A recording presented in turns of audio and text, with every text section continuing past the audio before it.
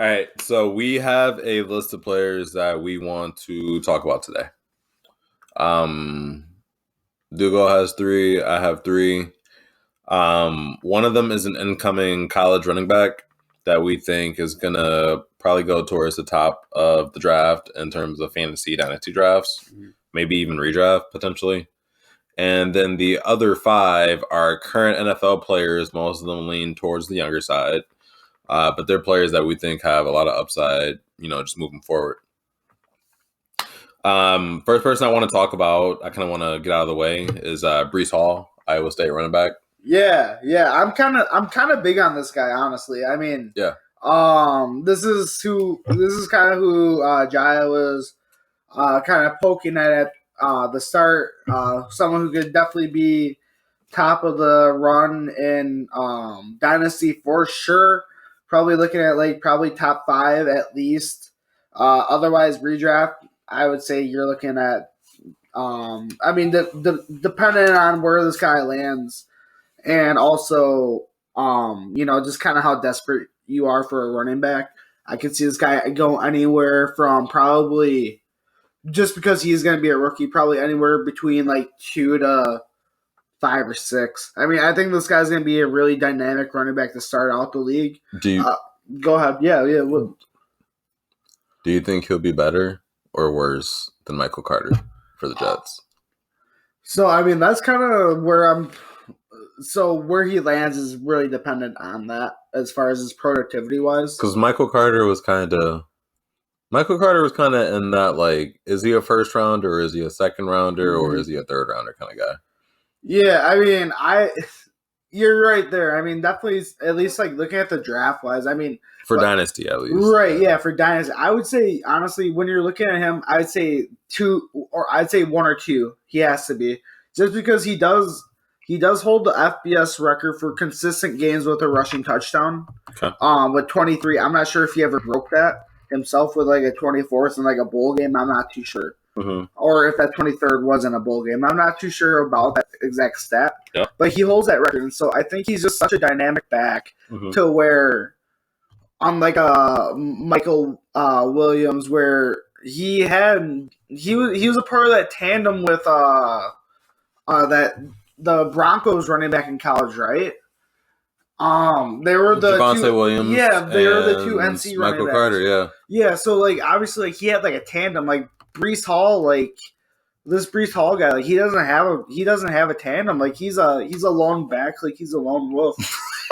He's out here I mean, he's an ugly motherfucker, I won't lie.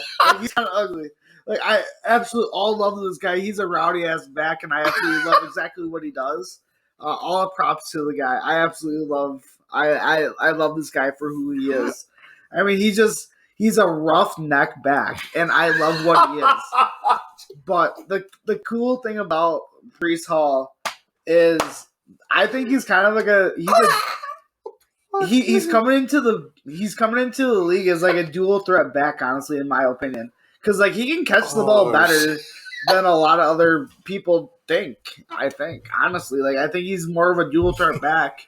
And so I think he, in my opinion, he gives me kind of a mix between AJ Dillon and Aaron Jones. Obviously, like me and Jai have said earlier, we're both Packer fans, but I think he has that. He has the demeanor to be that goal line stance guy. When you need to get a couple yards, I think he has the ability just to truck in there and get you those yards. He's 6'1", 220. Yeah, man, he's a bigger back, but I also think just watching film on him, watching him in game, just game speed, this guy can really make those agile cut moves and stuff that Aaron Jones can make. And I don't know, I just think obviously he doesn't have that breakaway speed that Aaron Jones has. Which I think he could be closer to more of a more productive AJ Dillon, just maybe a little faster, or maybe not faster, just more quick. Yeah, I can see that. But I just think he's a back who can take hits. He's a back who can be a 3-down back, which every fantasy owner wants. Yeah, so and he's gonna give you production, I think, and so I think that's why he should be ranked along your top backs this year in fantasy for sure. Breece Hall. I guess I think the best way for me to reference this is to compare him to a current NFL prospect. I don't know much about Breece Hall. I've just seen his, weight, numbers, some of his stats. His physical frame is probably closest to Najee Harris, who's on the Steelers. Yeah. Najee is 6'1", Breece is 6'1", Breece is about 220, Najee's about 230. Yep. And let me follow you up with these questions here. Where did Najee Harris rank among most drafts? And Najee was a top pick last year. Right. And it was because of his presence physically. It was because of his proven track record in college. Obviously, he went to a reputable university with Alabama, which is a top dog in any sort of position. Mm-hmm. But, I mean, this guy's coming from Iowa State, which is a Big 12 school, which, I mean, let's be honest. Yeah. The defenses aren't as great in the Big 12 compared to SEC for sure. But know what is great? What is great? O-lines. Yeah. But, I mean, even then, like, the Big 12, not great. Breece Hall needs to go somewhere with a good offensive line. Yeah, he needs to go somewhere with a great offensive line. But what I'm saying is, I mean, if you can get him in the right situation, like I said, this guy has set a record with FBS consistent touchdown or rushing touchdowns. I mean, that alone should just perk up your ears and say this guy knows how to produce. And coaches want to utilize this guy to get him in the touchdown, or in the end zone to get him a touchdown because he's a versatile back. So where do you see? Do you think that Breece Hall is going to be a starting running back in his first year, or do you think he's going to be one of those backs who kind of has to wait for an injury to happen, or he has to wait until he beats somebody out for a full season? That's a great question. I would say he's gonna play a factor regardless of where he goes, but dependent on where he goes, like let's say like he goes somewhere. Let's say Arizona doesn't sign James Conner. Yeah. For example, let's say they want to take a stab at him late in the first round. Let's say they want to take him rather than like an offensive lineman or something that would really help out their roster.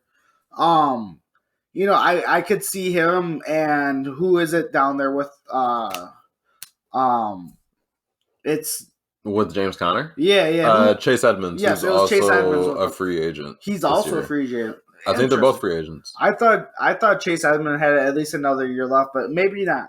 But I could see them taking someone like that as well because he's a shifty back. Like he's definitely someone where like Iowa State, I think they kind of ran a little bit of like a spread, a little bit like an optionist type scheme. Mm-hmm. And so, like, you could definitely really fake out those plays with someone like Breece Hall who knows how to fake out those plays. Like, it's just it comes natural to someone like that who's been in a scheme like that. So you think Breece is going to the Cardinals? Potentially. I mean, if he does, I would definitely take him in the first round in a redraft league. Really? Or maybe not a first round in a redraft, but I'd take him first round in a dynasty, and I would take him in the second to fourth. Mm-hmm. In a redraft for sure, depending on how running backs are falling in your draft this year. Interesting. Okay. I like that. All right. So Breece Hall. Breece Hall, he's on the clock, junior from Iowa State, 6'1", 220. 23 games straight with tutties. NFL.com rates him with a 6.34 prospect grade. I'm going to assume that's probably out of 10. So, I'll say one thing. My area, or not my area code, but like, what's the thing like after like your area code? I don't know. The first three numbers of your phone number? Yeah, like that part. Mm-hmm. Mine was 634, so that has to be a sign, bro. That's crazy. Unreal. It's like 679 with Eddie Watt. Wild. Nuts. Unreal. Right. Well, I mean, so like if we want to jump to like another prospect that I'm huge about, I mean, this guy's already in the league. You guys have already heard about him. I mean, he's made waves already. But Elijah Moore has just been unreal. I think, in my opinion, with like the time that he's been able to produce, he's only played in 11 games. Yep. But the guy has 6 total touchdowns, 5 receiving, 1 rushing. I think he's really shown strides to be a dual threat wide receiver, like someone you can compare. I don't want to say he has the demeanor of like a Deebo Samuel because obviously only the best get nicknamed Deebo. I mean, that's a true thing. Like, I'm sorry, but if you're in America and like you're like a fucking football player, you're a roughneck type of person. Like, god damn it, like if you get named Debo at a young age, you're bound to do great things because you're built different, man. I'm not sure if you have something to add to that, Jahai. I bet you got something to say. I got a question. Yeah, what's up? So you say he's not as good as Debo, but he's similar in profile. Mm-hmm. Would you put Elijah Moore ahead of Brandon Ayuk next year? In respects to like productivity in the league and like bro, like as a fantasy receiver. Yeah, I would definitely put him above Brandon Ayuk. Really? Year, I think. So him and Zach Wilson are better than Trey Lance and Brandon Ayuk. Yeah. I think I disagree with you on that. Well, the reason why I say that is because I think they're going to utilize. I think they're going to utilize more Deebo Samuel and more of like the run game and like that short pass, like the fake screen, throw to the wide receiver type thing that people are starting to utilize. Especially someone like that who's just so versatile when he has the ball in his hand. Yeah. So like even like if you do like a little like just like push pass, whatever. Yeah. I think that's what a lot of the 49ers offense is going to run around. I think it's going to be that. A lot of RPOs. Yeah, a lot of that stuff. And run. then a lot of George Kittle. I think a lot of those too. Yeah, you're right. And then I honestly think that Brandon Ayuk will be that third option then. No doubt. I think in the Jets offense, I think you got to look at Elijah Mitchell at least as if you're not calling them the one, you got to call him the two, man. I mean, Corey Davis, obviously, he's a proven receiver. You mean Elijah Moore? Yes, I'm sorry. What did I just say? You said Elijah Mitchell. I'm so sorry. It's okay. Yes. No worries. I got you. But yes, Elijah Moore. Yes, I'm so sorry, folks. We're talking 49ers, and then we're talking about Jets. I'm talking Elijah Moore. So Elijah Moore, I think he's just more of a... More money, more problems. Like I mean, Corey Davis, he's definitely he's a proven he's a proven wide receiver. He came from the Titans. He had a really good year this year as well with a rookie, Zach Wilson, who we should definitely talk about in next in prior talkings because I think he's definitely going to be very dynamic as a quarterback in his future. Can I ask you a question? What's up? Who do you think is better? Between who and who? Corey Davis and Elijah Moore? Or? Zach Wilson and Justin Fields. Zach Wilson and Justin Fields. That's interesting. We don't need to do an explanation yet. We can save that for a later episode. So let me get this straight. Who would you rather have if you're building an offense in 2022 and it's constructed with the ground and pound method? Right.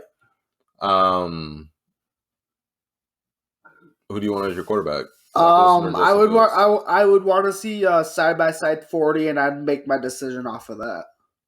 Bro, I could just look up the 40. I'd want to see a side by side. I'd want to see them force it because I want to see them at the most determined point in their lives. Okay, well, Zach Wilson ran a 4.8. 4.8, yuck. That's not great. Justin Fields ran a 4.4. Well, I'm probably going to take Justin Fields, honestly, because what I would want to do with my ground and pound offense, if I'm going to be constructing an offense, man, like I'm telling you, my first 10 picks, all of them, or I'm sorry, not all of them, but I'm going to have my whole offensive line picked in those 10 first picks. If we're doing a dynasty draft or something, my first 10 picks, they're going to include... With like a utility lineman? Yeah. Yeah, they're going to be, it might be like the same... like a guard or something? Yeah, it might be like 2 left guards that I'm really trusted in. I'll move one to the right. I don't care, but I'm going to take who I think are going to be the most versatile picks in that.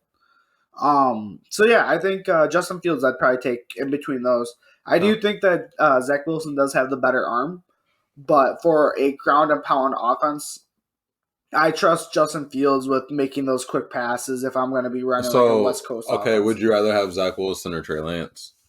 More important question. Zach Wilson or Trey Lance? Yeah. Coming into this year? Yeah. This year and the styles of offense that they both are in, with the coaches they have, the organization behind them. Niners versus Jets. Who do you want between Zach Wilson? I don't want this to come back and bite me, but honestly, I'd say Zach Wilson. I would say Zach Wilson just because he's had starting reps. I mean, the guys already had a fluid offense that he's ran through. I mean, they got, 3 wins this year? Mm-hmm. That's more than what Trey Lance got this year. I think he got 1 win, which was really cool. Mm-hmm. But I think that Zach Wilson, could definitely build around his mistakes a little more than what Trey Lance has done. Yeah. And so, I think Trey Lance is still going to have a lot of those bumps and bruises, first starts, just first year in the league type bruises that you see quarterbacks take. And I think Zach Wilson already taken those last year. I think that'll be the difference. But I think Trey Lance is still going to have a pretty phenomenal year. I think he's going to be good. Mm-hmm. I think probably top 25 quarterback. Mm-hmm. But I think Zach Wilson, I think he's going to be a little bit better. I'd say Zach Wilson, you'll probably be looking at around top 15. Oh, interesting. Okay. Yeah. I probably disagree with you a little bit. I'm not as big on Zach Wilson as you are. That's fair, and I'll be very fair, folks. I wasn't very big on Zach Wilson until kind of recently either. I mean, just kind of was looking back on his full year. There's just been a lot of things, in my opinion, that have just standing out as big things to look at. Yeah. I mean, I won't get into it all because we can do that at a different time. No. But I'll just say a growing line. I'll say a very strong arm and just being able to be dual threat when need be. Those are his biggest This traits. next year is going to be really big for him. Huge. Yeah, huge. Really big for him.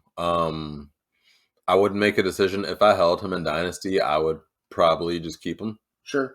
But who would you pick between Trey Lance? Trey Lance. And why is that? Trey Lance is faster. Trey Lance has a bigger arm. Trey Lance has a better offensive. How do you know he has a bigger arm? Have you looked highlights. at the stats? I've looked at highlights. I've seen them both throw. They don't have similar stats because they don't have similar predicaments. But I thought that when they were looking at him, I thought Zach Wilson had the better arm. Zach Wilson went number 2 for more than just Well, yeah, he has leadership and this and that, right? He was a proven quarterback at Utah State, cool. But I'm sorry, not Utah State, BYU. Yeah, I think it goes a little deeper than that too. I think that Zach Wilson just. What do you mean by deeper?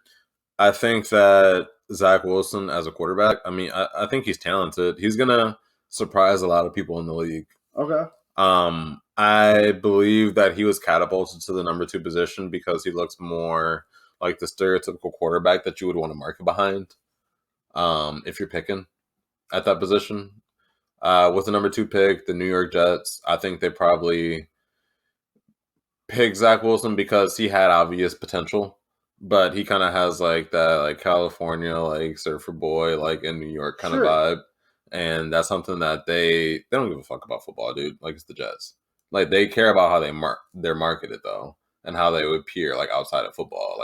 So I mean, it's been that way since they had Joe Namath. Yeah, I mean that's for sure, man. But one thing that I mean, especially in today's atmosphere, I mean, let's cut through the bullshit. A lot of people want to show that they are multicultural, that they don't care what color skin you have.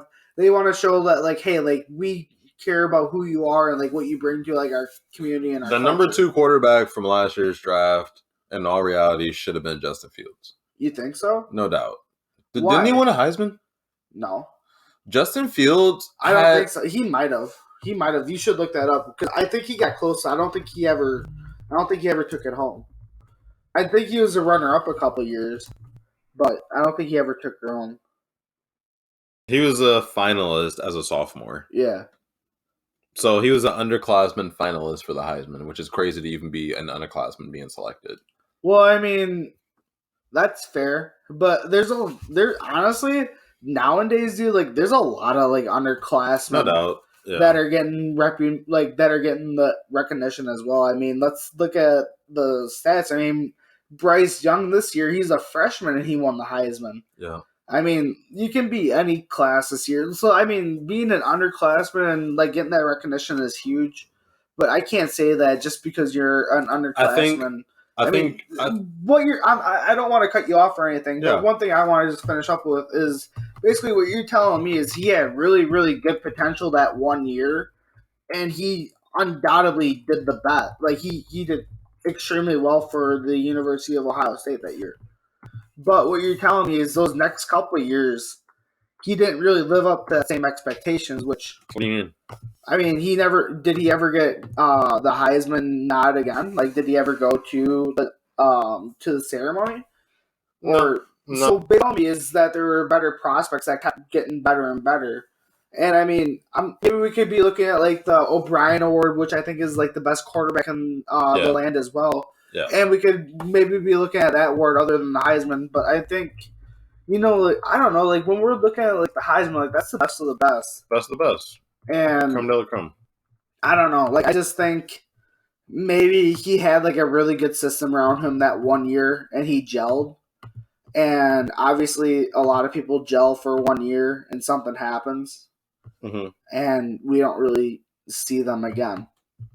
And I'm not saying that that's happened to Justin Fields because, I mean, obviously he's become an NFL quarterback in the first round. Unreal. I mean, how crazy is that? Like, I'm still blown away to say that an Ohio State quarterback got taken in the first round. Congratulations, Justin Fields. Yeah. But I mean, it's just, I don't know, man. Like, it's just one of those things to where. So Justin Fields in college, and I'm sorry, I don't mean to cut you off. Go ahead. Justin Fields, 2019, he was a Heisman finalist. Yep. So one of the best in the nation. Had a great year with the Buckeyes. That was his first year with the Buckeyes. He was a sophomore, so the dude was like 19 years old. Yeah, I remember him running the track against. He Wisconsin. went crazy. He went crazy. Yeah, bro. 2020 was the year of COVID. Yep. So that was the COVID season. The Buckeyes went undefeated that year. Yeah. They won the Big Ten championship.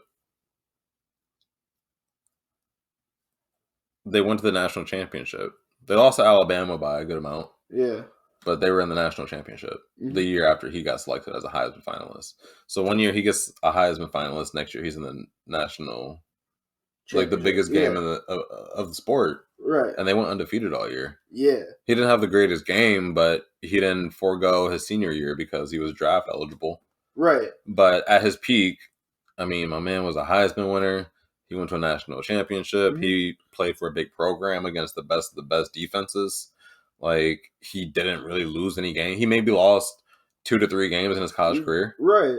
And that's very reputable. I mean, like, you can't take that away from him, man. Like, he's had an outstanding career. Zach Wilson played for BYU. I don't know much about Zach Wilson. I'll even admit I don't watch college football like that. But he doesn't have the stats that Justin Fields has. BYU didn't do shit. I didn't know who the fuck Zach Wilson was until like 2 months before the draft. And his stats don't compare to Justin's. He's not as accomplished as Justin in high school or college. He's not as athletic as Justin. He might have a slightly better arm than Justin. But if you're drafting at number 2 and you're trying to get the best quarterback for your program, it's the same argument with Deshaun Watson, how he could have went before Mr. Trubisky. But the organization is the organization. Like, some shit. Well, yeah, I mean, we could be looking down the ladder as well. I mean, we could be looking at the 49ers taking Alex Smith over Aaron Rodgers. There were people in the draft process just saying that Justin Fields was, like, dumb. Well, I mean, like, that very well could be a thing. Like, what if he just doesn't, like, what if he isn't disciplined? Like, what if he doesn't study, like, this and that? No doubt. Anybody could, like, have questionable practice habits and shit, but they were saying, like, they don't trust him to learn the book. Yeah. And this man played for Ohio State and was playing at the highest of high levels for a big program the second he stepped in. Yeah. He's done nothing but that he stepped in. He came in 2019 and was a starting quarterback after. Stepped in as a starter or stepped in on campus? Stepped in as a starter. Okay.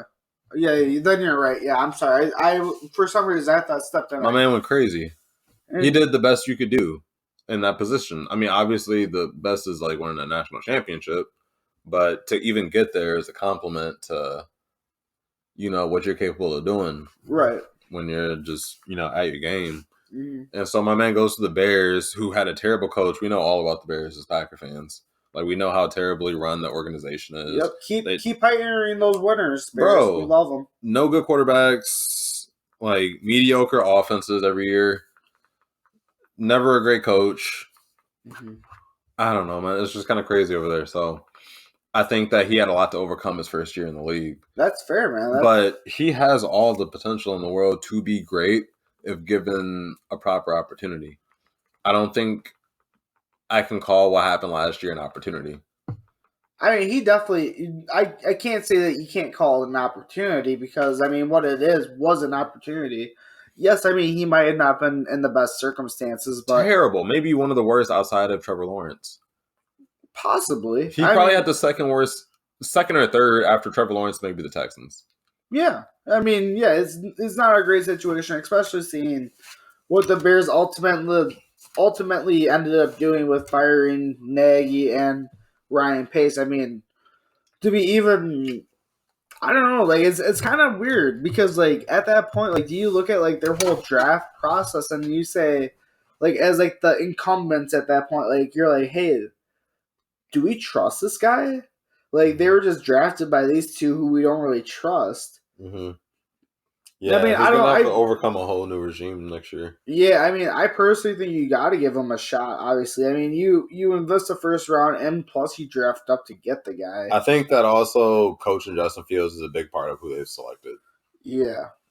I mean, so coming into the league now, we obviously have Luke Getsy, who, obviously he just got done coaching Aaron Rodgers, and he's been a part of the Packers organization for how many years? Mm-hmm. I mean, how influential do you think that that's going to be to the development of, obviously, the Bears organization as it is now, but most importantly to Justin Fields? How do you think that's going to play out? It's going to be rough. Do you think it's not going to gel well? Do you think that they're going to have to get someone else in a couple of years? Or I think the Bears are a terribly run organization. I think that they thrive in chaos. Do you think that they need to make like a change at the helm, or? Well, I don't think that's going to happen. Right. The lady who owns it, she's like 90, 100 years. She's really old. But it also seems like one of those things to where it's just going to get passed on to her kids. Mm-hmm. They could do different, obviously, but the Bears just, they're not an organization that I trust at any level. Sure. I have no reason to. At the owner level, at the GM level, at the coaching level, you've not really shown me much. Y'all were good for like a couple years when I was like 10. Yeah. You know what I mean? But it's like y'all aren't competent at a bunch of shit that every other team at some point is competent at. You've never had a quarterback, ever. Mm-hmm. Bro, the Giants got Eli Manning. Mm-hmm. The Chargers got Phillip Rivers. Who do the Jaguars have? Trevor Lawrence, I guess. Maybe. Blake Bortles. The Jaguars got Trevor Lawrence. The Cardinals got Kyler Murray because they saw Josh Rosen wasn't who they thought he was after like 10 games. Miami has Dan Marino. The Colts have Peyton Manning. The Packers have a lot. You know? Shoot, who do the Minnesota Vikings have? Don't they Culpepper? They got Culpepper. The Lions got Stafford. Bro. Why the fuck do they always be tripping? The Bears got Jay Cutler, bro. Why? They didn't even draft the motherfucker. They had to trade for him. They traded him from the Broncos, I think. It was either trade him or they signed him in free agency for a bag. They traded up. The Bears traded up to the third pick to select Mitch Trubisky over Patrick Mahomes and Deshaun Watson. That was such a great pick. Amen to them. Bro, they skipped ahead in the draft, gave up assets to get Mitch Trubisky out of North Carolina. Over Deshaun Watson out of Clemson, who had just basically won the national championship. Or Patrick Mahomes, whose college highlights just has him throwing the ball 70 yards every play. Yeah. Why did you want either of those two, with though? Cliff Kingsbury, who was a hot NFL coach candidate, so like people were watching his games. But don't get this wrong, though, dude. Honestly, I don't want this to get into a Cliff Kingsbury rant, but how the fuck did that man have a job in the NFL? He's kind of mid. Like, dude, that guy couldn't even win with Patty Mahomes. He's kind of mid, bro. Nah, he's congratulations. He is the most finesse person in the NFL. Congratulations, Cliff Kingsbury. Who's the owner for the Cardinals? Some guy who thinks that young coaches are the way to go, and they don't check their backgrounds, I guess. I mean, they're just a dumb owner. I don't want to call it that way, but I'm sorry, bro. But Michael Bidwell, American prosecutor. congratulations, Michael This Bidwell. motherfucker. You got a prosecutor that owns the Cardinals. What the fuck? Congratulations, man.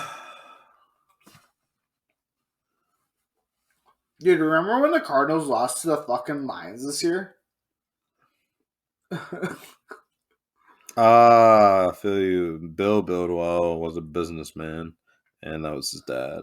Oh. It's always about business, people. If you got business, you got money. You got a successful one, at least. Wait.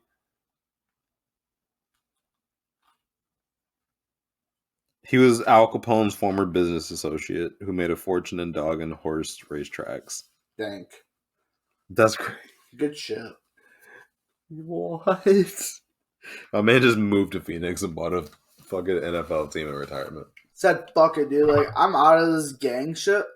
Thanks for the bag. I'm going to go make generational wealth. He was about gang shit, dude. He was about gang shit. Good was for he him. gang? Oh, he was definitely gang. That's he has crazy. to be, dude. If he was Al Capone's, like, second in command. Did he rep a set? Dude. Do you think he, like, threw up signs and shit when, like, he shook up with, like, his boys?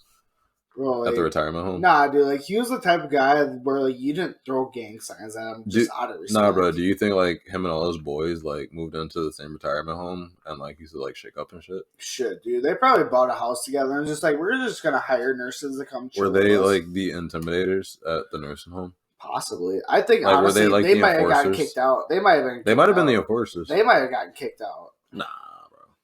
Maybe. They got too much money, bro. Nah, they probably bro. owned the facility. They probably own. Yeah, you're right. You're right. They probably owned it. That's Yeah. kind of crazy. But oh man, I think the last person we should talk about. I think this guy's just gonna be so big this year. Devin Singletary? No, fuck him. Don't get me wrong. I think Devin Singletary is not gonna be good, but I think James Conner is just gonna be phenomenal wherever he goes. Dude, you love James Conner. Impending free agent out of from the Arizona Cardinals. I didn't get his full touchdown number, but god dang, man, like, is he just not so dynamic? It seems like every game he does get a touchdown in, he gets two. Like, he's just, whenever they utilize him to his full potential, he could get a bag. Are you a big James Conner fan? I am, and I actually have him on my Dynasty team. Oh, wow. How did Weird, that happen? Weird, right?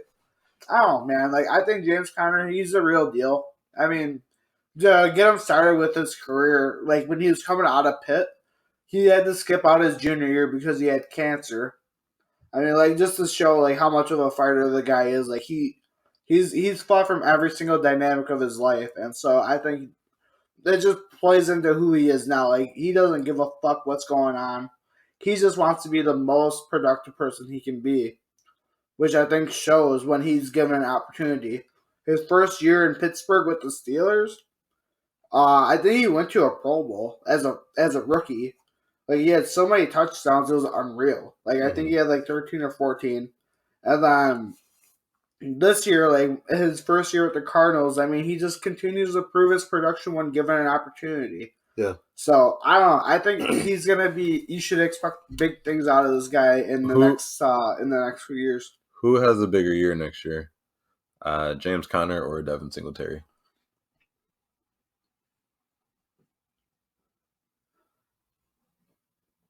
I'd say James Conner. By more or less than 20 points?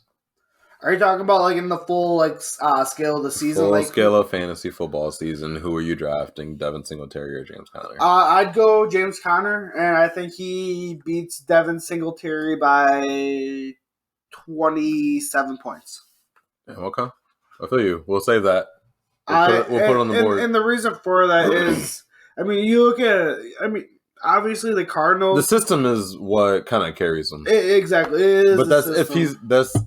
He needs to obviously be a Cardinal next year, which I don't know his contract, Well, but I think it seems likely. Well, yeah, I think regardless of wherever he goes, though, I mean, like, the one thing that I built my dynasty culture around is being a vulture. Vulture culture. Vulture culture, baby. Gotcha. That's the name of my team. And, Okay.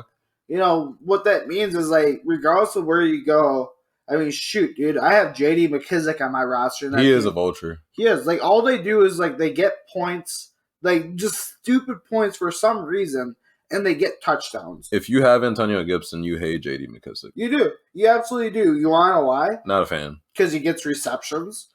Each reception point that he gets, Antonio Brown fans get a little more pissed. Antonio Gibson? Yeah, Antonio Gibson fans get a little more pissed. I hate J.D. McKissick. I have Antonio Gibson. Yeah, and I have J.D. McKissick, and I absolutely love him. Oh, I'm sure you do. He gets all those receptions. He gets all those easy yards. And then guess what happens when they get to the goal line? For some reason, they just want to pull Antonio Gibson out, and J.D. McKissick just vultures. That's no one's schemes, folks. So when you're looking at your running backs, you don't always have to pick the top dogs. Just make sure you get the motherfuckers who get those touchdowns. And that's a real point. That's sick as fuck. That is sick as fuck, dude. That's disgusting. For sure. Like, I mean, like, you could obviously go first round with, like, a D. Henny. But why wouldn't you want to just go second round and get, like, a Josh Jacobs? I don't know. True. I mean, fair enough. I mean, if you get like a number one. Okay, let me ask you this though, because like this is like a really big thing. Do you value number one receivers or number one running backs more in Dynasty? Or no, let's go redraft on this one. And redraft running back. Running back, you do. Running back. And why is that exactly? Because I mean, because running backs. Running backs essentially own like a set of the offense. If you have a number one running back in fantasy per se, so like a Christian McCaffrey type, like a Dalvin Cook type. Number one this year was probably JT. Yeah, you got JT on your team and he's giving you 25, 30 a game. Mm-hmm. That's big. Receivers, their teams can get ahead early and they just don't get work throughout the game. Receivers can get out-targeted certain games because of how they're being covered. There's a lot more chances for them to not be effective. Mm-hmm. When you have a top-tier running back, the whole offense revolves around them. Sure. That makes sense. But in Dynasty, give me the receiver. Because here's my example. If you look at the last year's draft, Najee Harris and Jamar Chase were probably the top running back, top receiver taken. Yeah. Najee's good, but the longevity of him being good in his position is about 3 to 4 years. That Najee would be like a top tier running back. Zeke was about 4 years, I think. Right? 4 or 5, yeah. Zeke was about. I think it was 1 year after he signed, Zeke's about 4 years after he signed his deal. McCaffrey came in 2017, was really good. Around last year. Well, he's just been getting hurt. He's just been getting hurt, but he had a run for about 3 to 4 years. Kamara's been around for about 4 years. D. Henny, about 4 years.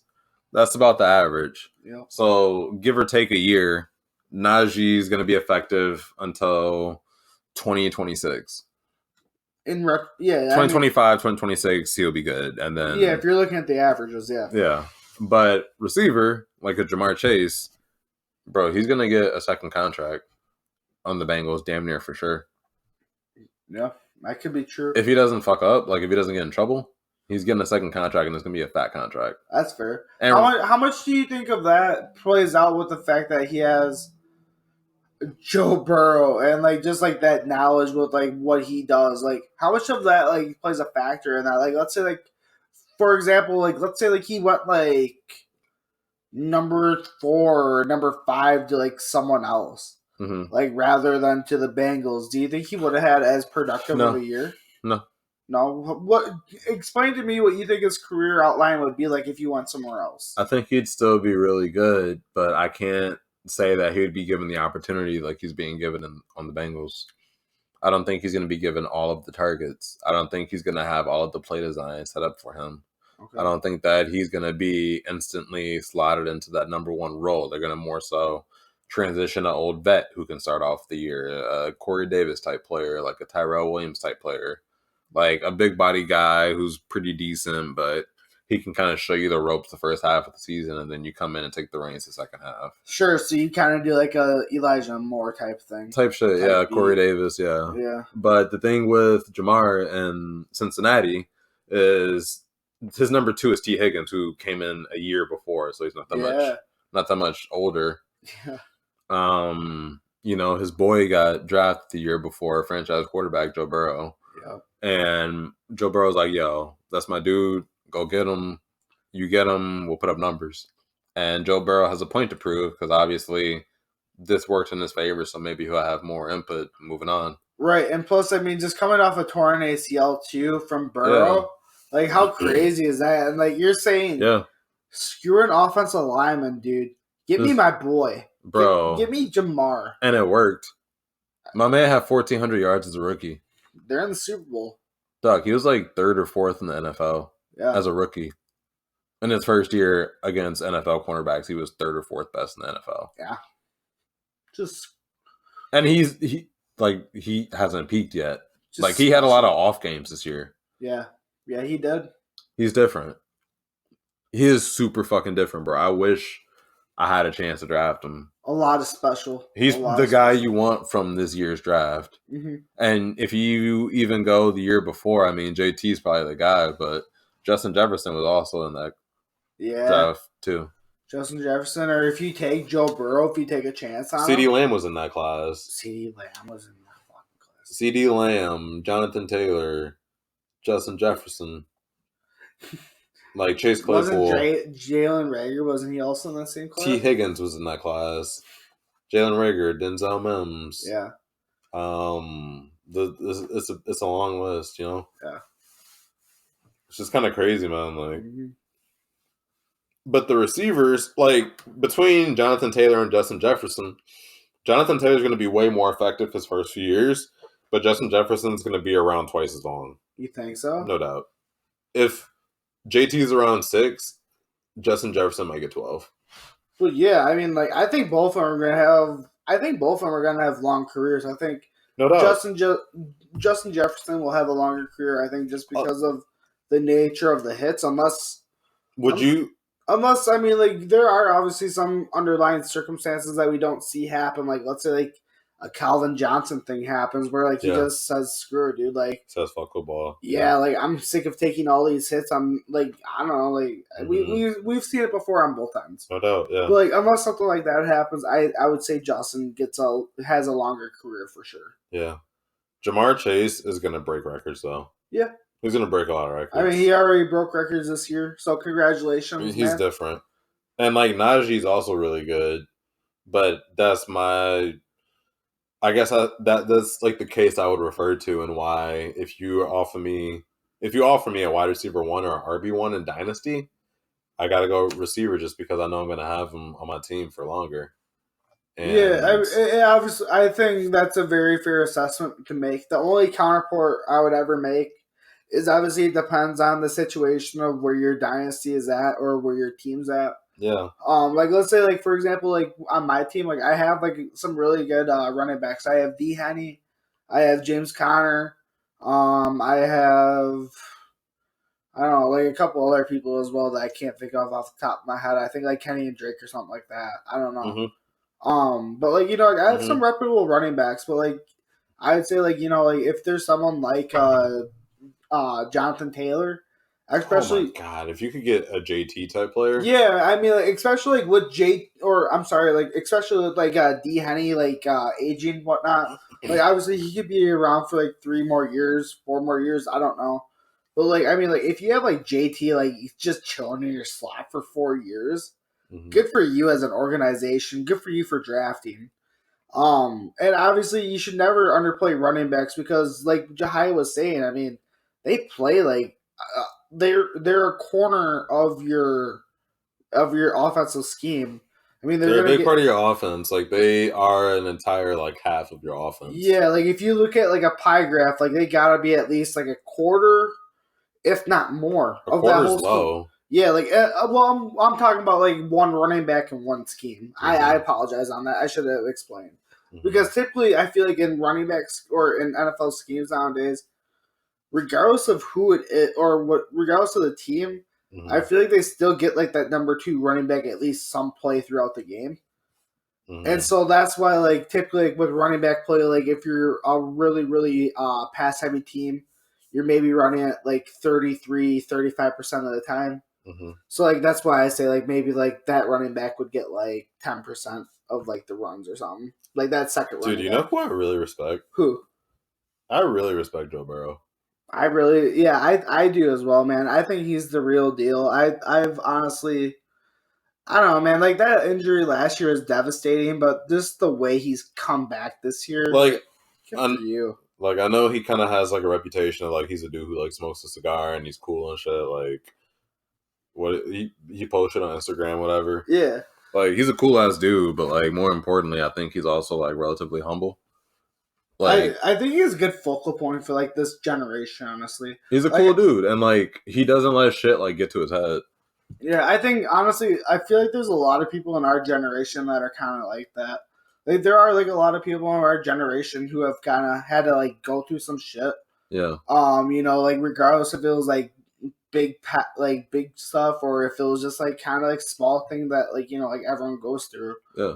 But I think there's like a lot of people that have gone through some things, and a lot of people are just like just whatever, build like, resilience. Like, yeah, exactly, they have like I mean, like it could be as small as like you know, like parents getting, or I'm sorry, like not as small, but like it could be as like as usual as like unfortunate as like parents getting divorced nowadays. It could be as crazy as like people getting like caught with drugs. Like we have a lot of shit basically. People have faced diversity or adversity at some point in their lives. It seems like you know, and so I think. You know, like for Joe Burrow, I mean, he's definitely been like a focal point to that. Like, I mean, we're looking at him right now. The guy just tore his ACL, and the dude who hit him like was pissed at himself. Yeah. The D end who hit him was sitting next to him while Burrow was on the ground holding his knee. Yeah. And the dude who hit him was like, "I fucked up." Yeah. That's how much respect that man gets in a league full of grown men in the 8th game of his career. Yep. But that's I mean, crazy. Dude, like he's special. I mean, obviously he went number 1 overall. Gotta be special to do that. So yeah, I think he's gonna just continue to be special. I think that's what it has to be. He's gonna just continue being himself. Wow, man, they really took Jamar 5th overall with 29th pass blocking win rate, crazy. And they said, Jamar Chase is gonna change These that. motherfuckers in the Super Bowl now. Yeah. The NFL draft is really well done. Yeah, I'm happy with the production that they keep doing year over year. Oof, look at that all white suit. That man was fresh. You.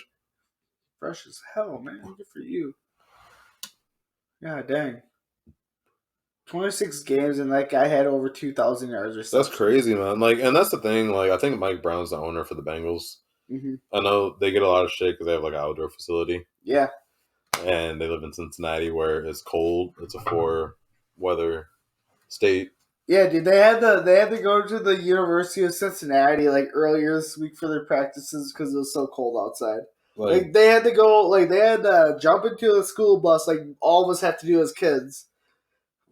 Bro. Get transited down to another field to practice, and then you jump on that same motherfucking bus, sweaty as all hell, in pads.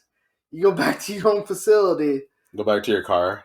No, dude, like you walk like 300 more yards to like your shower. Oh shit, they park and then you gotta walk across the highway to get to the Damn, they just drop you off at the nearest bus stop. Just move your facility somewhere, dog. Like, dude, like, there's a hell of neighborhoods. You don't have to be in Cincinnati, bro. Like, go practice in like a suburb. Honestly, man. Dog, like most teams don't practice in the same city they play in. Yeah, they fucking up. I mean, the Vikings, they're just down in Egan. Yeah, like the Vikings aren't in Minneapolis. They're in Egan, which is like a suburb of Minneapolis. About 15, 20 minutes away. Yeah, and then I don't know how Cincinnati can't just pull that. Jesus Christ, that's bad, dude. You live in Cincinnati, bro. Yeah. It's snowy and like negative every year in the wintertime. I I mean, let's just cut the bullshit out, all right? Like, mind you, you're an organization that brings in billions of dollars of revenue every year. You should have an indoor facility. Like, I understand, like, you want to have, like, that tough mentality as, like, a team, like an NFL team. Oh, like, we're big, bad, and tough. Like, no, they're just cheap. That's dude, cheap, you're bro. just cheap. That's nothing to do with tough. Like, I'm sorry, like, you can air condition that bit to make it cold as you want, and you can also make that bit as hot as you want. Yeah, for sure. Like, so that's just cheap. Yeah, bro. Like, you want players to be at their maximum in practice, cold or not cold, AC, heater or not. I want my players to be able to practice at their full potential, doing all the shit that they do, like, undistracted. When they get into the cold, when they get into the heat, fucking adapt and deal with it. We'll turn the fucking AC up or turn the heater down or whatever. Mm-hmm. But I want my players at their best in practice so they can develop. Mm-hmm. I don't want them, like, half-assed it because of the weather. Which happens, I'm sure. Like, it's practice, bro. Like, it's not Sunday. Right. No, yeah, that's for sure, man. I mean, you know, I think, like, all those refs that, let's say, like... Dog, just get an indoor facility. Like, what the fuck are you... You are a billion-dollar franchise, dog. Yeah. You're the richest organization in town. Yeah, you are. You are. I mean, you can't say the Reds make more money than them. Fuck no. It's football. It's the NFL. Yeah. Like, you got guap, bro. Yeah. You got jungle stripes in your stadium. You can afford an indoor facility. Yeah. I don't know. That's really disappointing. And I only know that because, like, we grew up in Wisconsin. Yeah. Like, we know how cold it gets in December or November or January. You're lucky if even some days in October. You should be planning to play into February. Yeah. So, like, dog, like, you gotta imagine practice in the last week of January. Or the first week of February. If you're the owner of the organization, I feel you kind of be. You owe them, bro. Like, they just made you a shit ton of money. Yeah, you kind of dropped the bag a little bit, dog. Like, you kind of screwed up. Yeah, man, that's kind of fucked up. It really is. I don't know, man. Like, that's something, like, as, like, an organization, like, dog, like... They work too damn hard. They're millionaires, bro. Like, I get the whole maybe humbleness factor. Yeah. But you can't... That's not reason enough to not give me the best chance to win. Nah, dude. You're not concerned with winning. You're concerned with... like, if we're playing in a dome that week, like, let me practice in a dome that week. For sure. Or just let me practice and be warm, bro. Like, let me just be cold the one day. Yeah. Like, I don't need to be cold every single fucking day. I mean, there's a couple days where you want to get cold and you want to get situated and shit. You want to get adjusted to it. But yeah, I understand. Can you imagine practicing on... Can you imagine being in Milwaukee and practicing on a random school's football field today? No, I could. I would. It's February 4th, 2022. I would hate it, man. Like, that's stupid. Like, February 4th, 2022 in the Midwest. You're practicing outdoors. No. Dog, it was -5 when I took Smino outside today. Unreal, man. Like, that's stupid. Like, that shouldn't be, like, a concern. Like, you shouldn't have to go to, like, another university. Do you understand the kind of communication that has to happen, too? Like, it's not like Mike Brown calling the University of Cincinnati. That's, like, your operations manager, like, asking for a favor. Yeah. And he's trading favors with the other operations manager. Like, tickets and shit. Yeah. You know what I mean? Like, it's like that kind of politic type. Oh, I mean, it's more than tickets. I bet they're probably signing them like a couple thousand. They're sending some shit over, but I mean, like, can you imagine that negotiation between the operations managers? They just funded a couple scholarships. Yeah, for sure. Like, I'll buy you some beers tonight. Oh yeah. I'll get you guys some playoff tickets, Super Bowl tickets. Yeah. I'll get the board some Super Bowl tickets. Yeah. You know, I got you. That's crazy. Yeah. All the coaches invited. You're all here. Some stuff like that for sure. Get them like 20, 30 Super Bowl tickets. Yep. It pays for itself, damn near. It does, man. And I mean, shoot. Shit, you're not really you're not using the facility. Like, football season's over for college. Yeah. Yeah, just rent that bitch out for a week. Yeah, for real. Honestly, like, and then, like, you're kind of looking good in the community as well. Like, that should be kind of cool, bro. Yeah. Like, communities helping out each other. Like, hey, like, this whole different atmosphere is helping out, like, a different huge prominent figure in the city. Yeah. I don't know, like, we're all, like, enjoying it. Like, we're all in this together type thing. Who's better between Trevor Lawrence and Joe Burrow? Joe Burrow. I like his. I just love his confidence, and maybe I loved Trevor Lawrence's confidence when he was in college as well, and maybe he lost a little of that just because of how much he got beat up this year. I think Trevor Lawrence is looking at Joe Burrow and he's like, I'm better than him. I think you have to. I mean, like, if you don't think you're better than the next person who's like getting compared to the next, like, I think if there's one player in the NFL who's pissed off is Trevor Lawrence. Well, let me say one thing. In the last 5 weeks of the season, I mean, who's been declared like the number one quarterback typically? Patrick Mahomes. Yeah. All right, and we get to the postseason. Who just has a phenomenal game? Joe Burrow. And who else? Patty Mahomes, because he has a late game. And then because Patty Mahomes has that late game, everyone keeps talking about how the Chiefs are just so amazing. Against the Bills? Yeah. And then you look at... That was a good-ass game, bro. It was, and it was an amazing game, and Patty Mahomes had a lights-out performance that game. Yeah, that was an amazing performance. But what you don't hear next week, like, Joe Burrow might be the next big thing, they're saying. Yeah. After one big win. Mahomes is the poster boy. Yeah, exactly. But, like, after this, like, people are now starting to talk about, like, Joe Burrow being the next big thing. Like, it just goes to show, like, how quick it can go. Yeah, man. It's all about what have you done for me lately. Yeah, man. That's really all it is. But what I'll say is I think Joe Burrow is also cool as fuck. He is cool as fuck, and I think he also has the grit to actually keep up that mentality. I think he has the weapons. Yeah, bro, he's good. He's like... I think he has the weapons to keep it up as well. Yo, he fits like that stereotypical like NFL quarterback, like frame and shit. You know what I mean? Yeah. Like he looks like Drew Brees. Yeah, he's athletic. Like he's not extremely tall. He looks like Drew Brees or like... Well, he's much more athletic than Drew Brees. Yeah. Well, but he's also young though. Like... Yeah. But he's taller. He's taller than Drew Brees. Yeah, he is. But you know what I mean? Like just in the pocket, like shoulders square, feet set. Yeah, like he has looking down the field, not looking to scramble at all. He's just extremely determined to get the ball out in the hand. Yeah, yeah, I understand. Like his mechanics are just like they're all fluid. Yeah, yeah. Just it's all motionless. This is all second nature to him. It's like a robot. Yeah. It's like a robot just throwing the ball. It's the same shit every drop back. And if he gets hit or rushed, then, that'll fuck it up. But if he has time, he's going to make the right throw, make the right progressions. He's going to lay it right where it needs to be. Good guy. Won the AFC North Won the AFC North against the Chiefs and then beat him in the playoffs to get to the Super Bowl. Bro, they beat the Chiefs in the two biggest games of the year. That's crazy. They earned it. He beat Pat Mahomes twice. Motherfucker, we earned it. And all the two biggest games. We earned it. God damn it, we earned it. Bro, he different.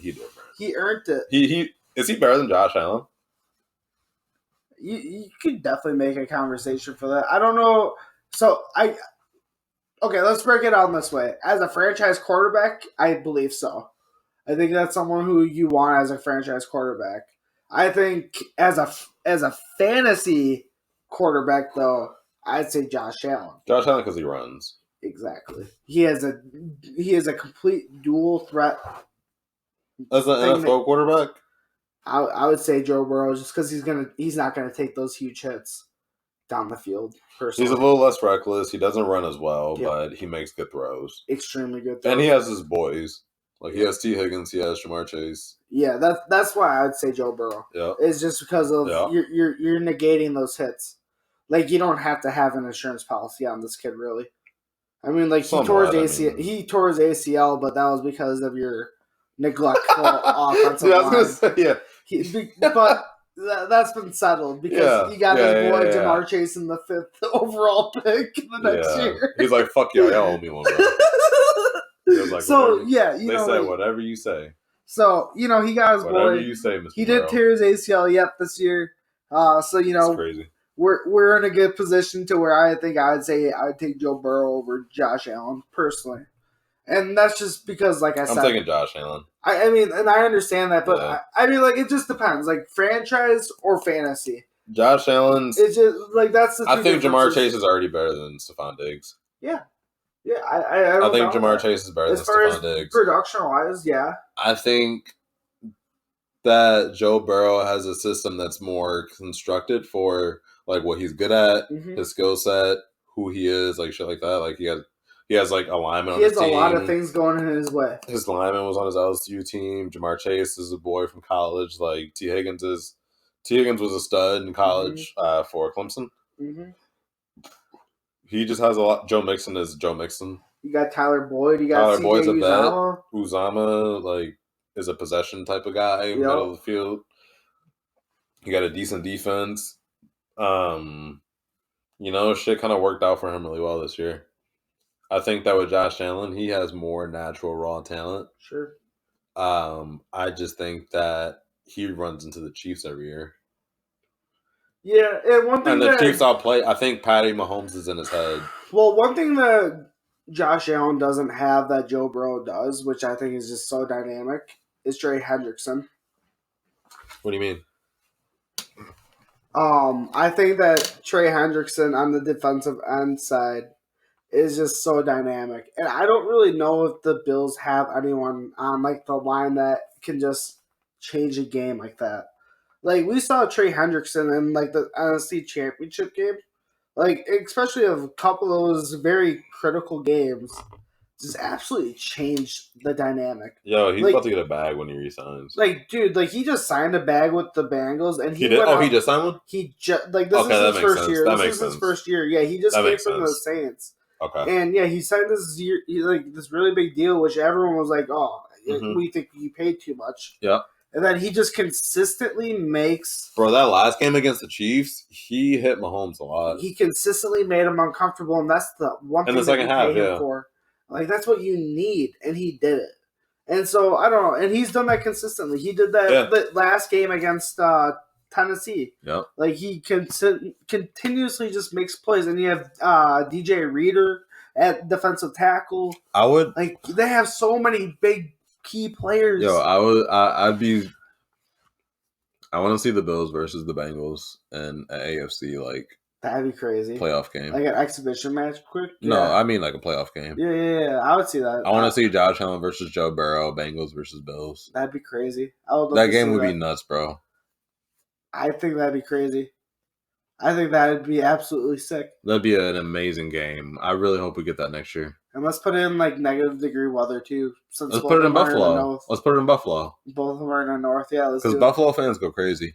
Yeah, I mean, I think after this year too, I think Cincinnati fans are gonna start going crazy. They're gonna start going crazy. But Buffalo fans are like, they're different.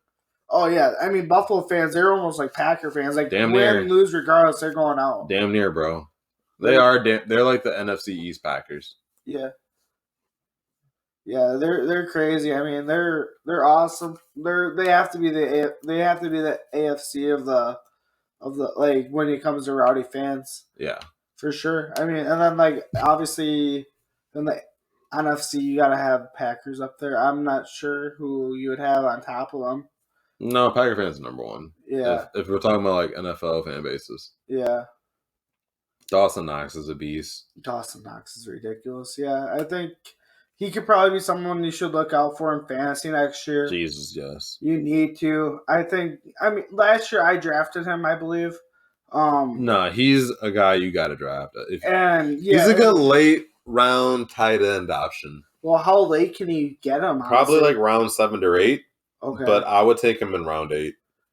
I mean, if he's available, then. Easy. Because by round 8, you have a quarterback, you have 2 running backs, you ideally have 3 receivers, and you probably have, like, a backup flex option. But let me ask you this. How many leagues are you in where someone just force picks a tight end because they know that they get about a touchdown every game? Every league I'm in. Every league. And so by then, I mean, there's always that one dude who takes... If you're desperate for a tight end, I would say go for him probably in the 6th. Bro, people drafted Travis Kelce first round this year. Yeah, I would say if you're desperate for a tight end in your league, if you have like a league like that, and if Dawson Knox is available in the 6th, I'd say go for him, bro.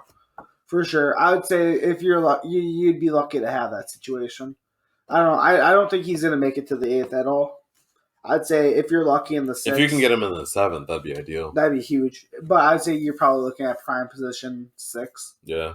I don't know. I just think he's almost like another wide receiver when he is healthy playing. Where round does Kyle Pitts go? Kyle Pitts, good question. I say you could probably classify him probably around like that 4 or 5, depending on how productive you think Maybe he's a going to be. 5. I think a 5 is reasonable. I think 5 is very reasonable, just because like you do have all those wide receiver options going on free agency, and Matt Ryan's just going to have so much familiarity with Kyle Pitts. I mean, he's going to be a staple there. They're probably going to work out together. Yep. They're gonna feed their chickens. Yep. I think you could expect a huge year out of him. So probably around the 5th. If you have to force the 4th, maybe try it. But I'd say if you can get him in the 5th, do it for sure. Yeah, I feel that. I think Kyle Pitts in the 5th is a steal. It also depends on how many teams you have. If it's the 5th in the 10-team league, I'm not doing it. If it's the 5th in a 12 or a 14-team league, I would strongly consider it. Oh my! You have to pull a trigger if it's like the top. Like, I'm sorry, but like if it's 5-1 and he's there, 5-1, fuck no. 5-1. Dog, I'm not taking Dawson. 14? I'm not taking Dawson. It depends on how many teams are in the league. I'm sorry, I thought you were talking Kyle Pitts. Kyle Pitts. I thought for the last set. I thought for the last. I'm sorry. No, I'm not. I take Pitts in the 5th, folks. 5-1 in the 12-team. Personally. If he's there. Nah, I'd rather have Dawson Knox like a round later. If he's there, a round or two later. If he's there, that's what it's all about, folks. You always have to think about if he's there. I mean, if you have who you can get. What's his replacement value though? What do you mean? So like, can you Kyle Pitts over like what's like the points? How much worse is your next option of tight end going to be? It depends. I mean, like let's say, are you talking like Dallas Goedert?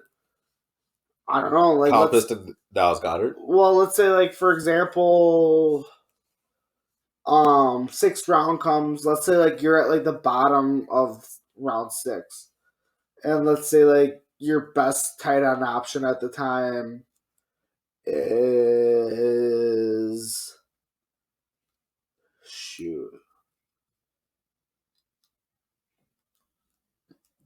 Irv Smith Jr. I'm a big Irv Smith fan. Are you? Swerve Smith. I thought that was such a bad option. Irv Smith next year, if he's healthy, he's going to be a steal. You think so? I think so. In the 6th? I wouldn't take him in the 6th. I would take him like the 12th. Nah, bro. If you take him in the 6th, you're dumb. Like, I don't care how good you think he's going to be. I don't even know, like... I don't care how good you think he's going to be. You can't even take him in the 6th because you know he's going to fall lower. Dude, I'm just trying to think of, like, all the tight end options that could be available in the 6th, and, like, I'm honestly blanking.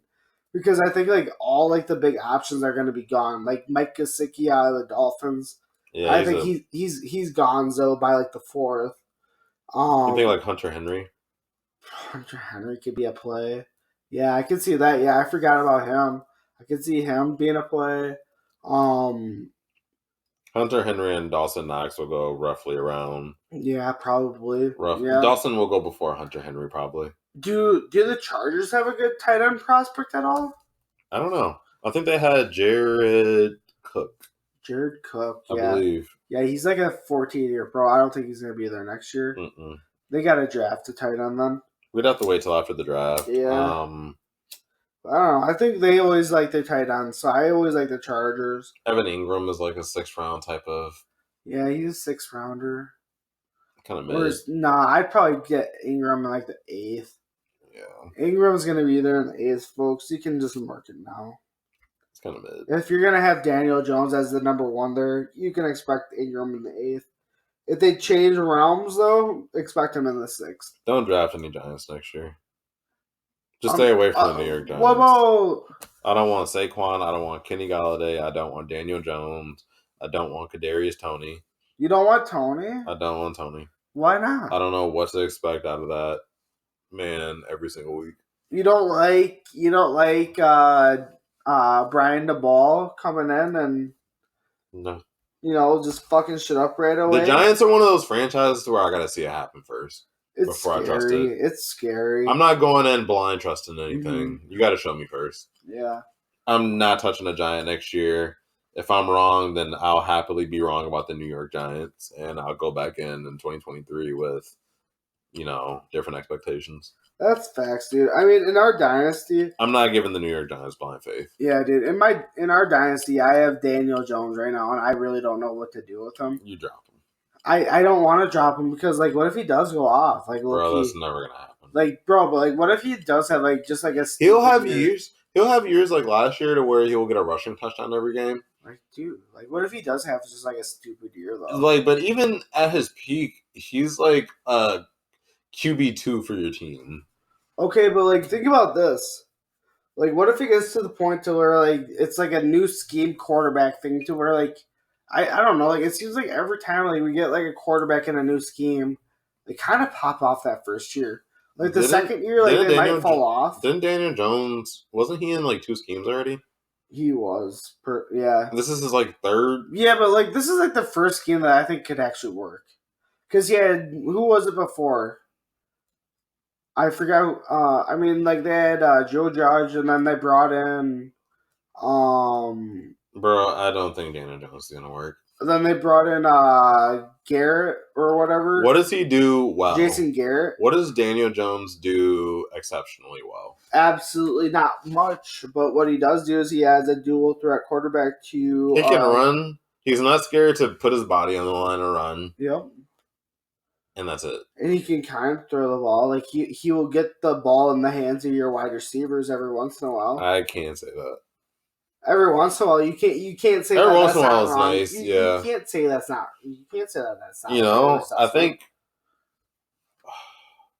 It's a scary play. He doesn't do enough. He doesn't do enough exceptionally well. Look, dude, all I'm saying is sometimes quarterbacks just pop off for a year. We saw Mitch Trubisky take the Bears to the divisional round, to the wild card of the playoffs one year. They won a division with Mitch Trubisky. Let's not forget that, folks. The Bears won the division with Mitch Trubisky. So I think I will give Daniel Jones with a little bit of an offensive mind with Brian DeBall. I think if he can bring that same culture that the Bills had, I think they'll be good. I don't know if it's going to happen this first year. With that being said, I don't know if it's going to happen with Daniel Jones, but I think it could happen. Okay. We'll see. Well, thank you for tuning in to the latest episode. If you guys like what we had to talk about, feel free to subscribe. We'll be here pretty often. My name is Jah. Dugo. I'm Dugo. Yeah. Here at Dynasty Football Talk. We'll be here once a week. Check us out.